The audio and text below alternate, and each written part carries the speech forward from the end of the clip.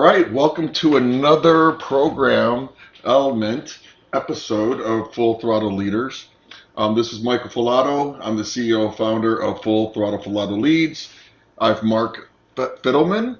Fidelman, yes, very close. Okay. Yep. Tell us a little bit about your AI approach and what your company does, and would love to kind of get dive deeper once you do that. Yeah. So if we're talking about lead development, we use a couple of different services. We've turned Clawbot or OpenClaw, as it's now called. It was just bought by OpenAI, and we use that for content production. We use it for ads, and it's all run automatically. We try to check, there's a human element to it as well. AI is not solved the quality problem yet, Mhm. but it does A/B testing. It's basically a team of people that you used to have to hire that's running by itself. There's a famous case study with Claude. Claude's run by one marketer. So they're eating their own dog food, so to speak, or drinking their own champagne. Yeah. So, and then we also, my son created a program called Meridian, and that is an AI outreach, email outreach system. And it's really, really good. These kids that are, using AI to code, it's unbelievable what they can create. So he just designed it specifically for our own specs, and then now he's going to go out and sell it here pretty soon. I was more referring to the blockchain, the email stuff in masterminds and roundtables or any of that type of stuff. I don't actually highlight other people that do what I do. So I just wanted to start over there because I want to talk about just what you do, not on the lead gen side, but the block. Ah, Yeah. got it. I thought you were talking about the lead gen side. No, no. So All let's right. let's start over because I'm not Yeah. going to actually do that All type. right. Let's do it. Okay. All right. Welcome to Full Throttle Falato Leaders. I'm Michael Falato. I'm the CEO and founder of the lead company, Full Throttle Falato Leads. And I got Mark. Mark, how you doing, Mark? What do you tell us a little bit about your company and what you do? Yeah. So, company's called smartblocks.xyz is the website. And what we do is we tokenize real estate and real estate loans. And what that allows you to do is provide liquidity for commercial real estate, industrial real estate, any kind of real estate, typically above $5 million. And you turn it into tokens, which is essentially the same thing as NASDAQ and NYSE shares, and they're tradable all around the world. A lot of advantages to that. And so these are commercial loans from commercial banks, or is this kind of a back way to get money to buy commercial property? Yeah, these are investors that are investing in loans because the banks are very difficult to deal with, especially on the commercial side.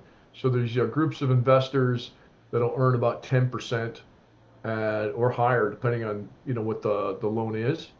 And rather than go to a bank who will charge take really 6 months, charge you a bunch of points. People are coming to us, turning it into a security, and then raising money that way. So if I had, because I'm really ignorant in this space, is Yeah. it kind of like almost like a GoFundMe commercialized blockchain? Everybody pulls their money together in your borrower. I mean, it's for somebody that doesn't know this Kind of. space, and I want to buy it, a piece of commercial property. How would I even understand what you're doing here? I just think of it as taking a piece of real estate public on the NASDAQ. Okay. In fact, you'll be able to trade it on the NASDAQ in the next year. They're putting that together with a company called Kraken. So that's all it is. It's bringing it public. Now it's tradable shares like a REIT, but for one specific property. And you bring liquidity to real estate all around the world. You also, on the loan side, you can get people in Japan, which have much lower interest rates than we do here, to invest your property at a lower interest rate, lower than you could get here by far. So, depending on what your goal is, you have access to a global market, and the investors that are investing in it know that they can get out of it if they want to. They don't have to wait until you sell or liquidate the property. And you can also, if you don't want to sell because you're making good dividends from your investment, you can borrow against that in the DeFi markets. And I don't know how far down that rabbit hole you want me to go. So on getting these loans, is it crypto, or is it real cash, or explain like a. Yeah, yeah. No, it's not crypto. It's real cash. But what you're doing is converting it to tokens that exist on the blockchain. No, these aren't crypto tokens. These are securitized tokens. There's a big difference. It's backed by a security, and that security is real estate. And it's a one-to-one relationship. One just like you would if you bought a REIT. For every share in the REIT that you bought, you'd own a piece of their portfolio. But this, you own a direct piece of that real estate that's been tokenized. Yeah, I worked for a REIT called Arden Realty out of LA, and they had like 18 big, big, big buildings, and I guess Yeah. they sold it to GE Capital back in the day. So that's the first time I heard REIT, but I was basically at that type of thing doing energy consulting because they knew how to Yeah.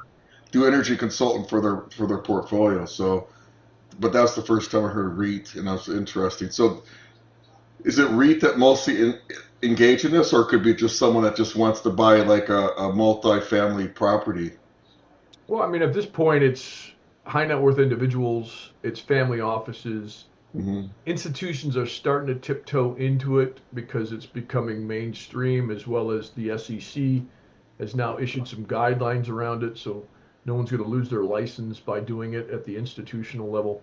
Hmm. And then you have some crypto people that want to diversify into more of a securitized offering instead of a utility token. Okay, This is really a security backed by real estate.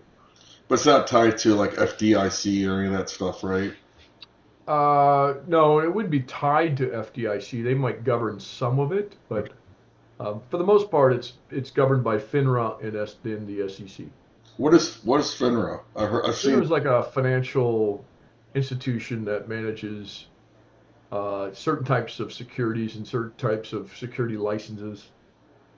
So they and at the SEC are kind of fighting for control over this new blockchain security world that we're going to be in here in about 2 years.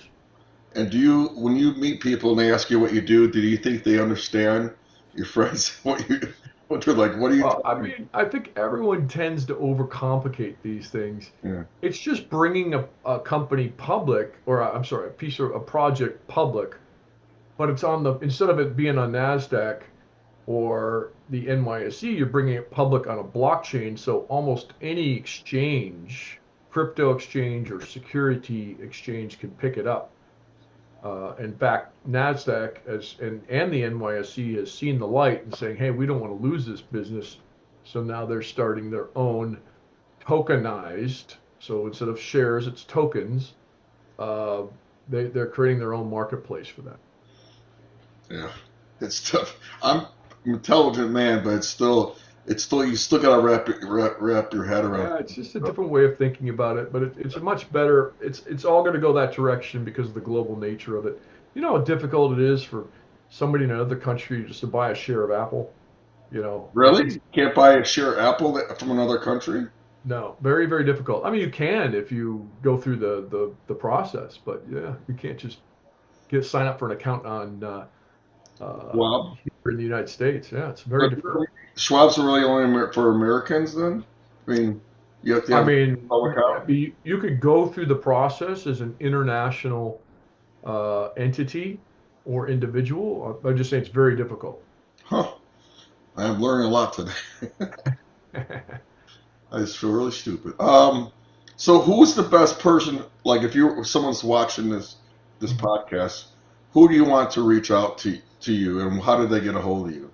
Yeah, there's two different types of people. One is a developer, a real estate developer, real estate owner that wants to put either one property or portfolio properties on the blockchain, bring them public essentially, or investors that want to invest in these things because they're very lucrative. There's no middleman.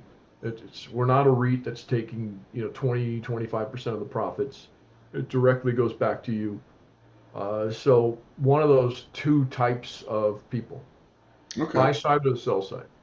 And how do they find you on, like, what's your, do you want to give out your email, your web address? Sure. Yeah. So if you go to smartblocks.xyz and hit the contact us, or if you're a developer, there's a whole application process. Hmm.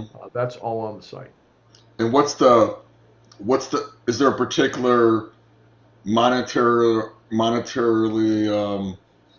fund that you shoot for, like 2 million to 5 million, or is it No, whatever? anything above 5 million. Okay.